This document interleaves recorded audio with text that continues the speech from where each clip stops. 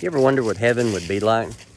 Now, I know that we see different scenes in movies where it looks almost cold and sterile, like a hospital or something. Everything's white and the music's soft and there's this overpowering, blinding light everywhere. But that's really not how Scripture describes it. But the funny thing is when, we always want to know what heaven is going to be like. We want to know what we're going to experience, what things are going to be like.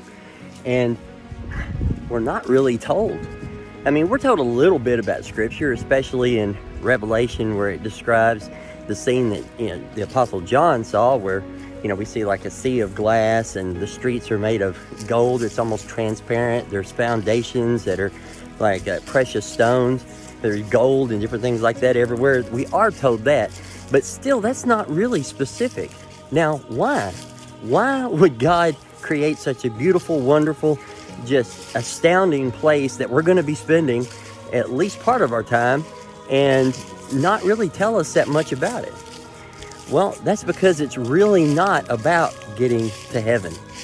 Getting saved and, coming back into the faith relationship with God through Jesus Christ that we're supposed to be in. That's not about us going to heaven.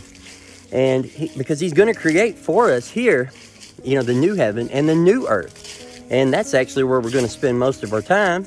But still, the new earth, that's not what it's about. It's not about getting to some glorious place, no matter how wonderful it is. It's about being with him. Now, see, even though God doesn't describe heaven in the minute detail and tell us every single thing about it, he does describe himself. What does he say about himself?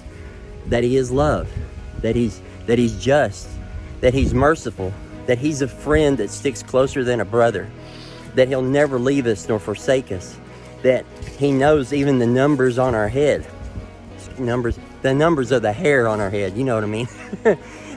So he describes himself.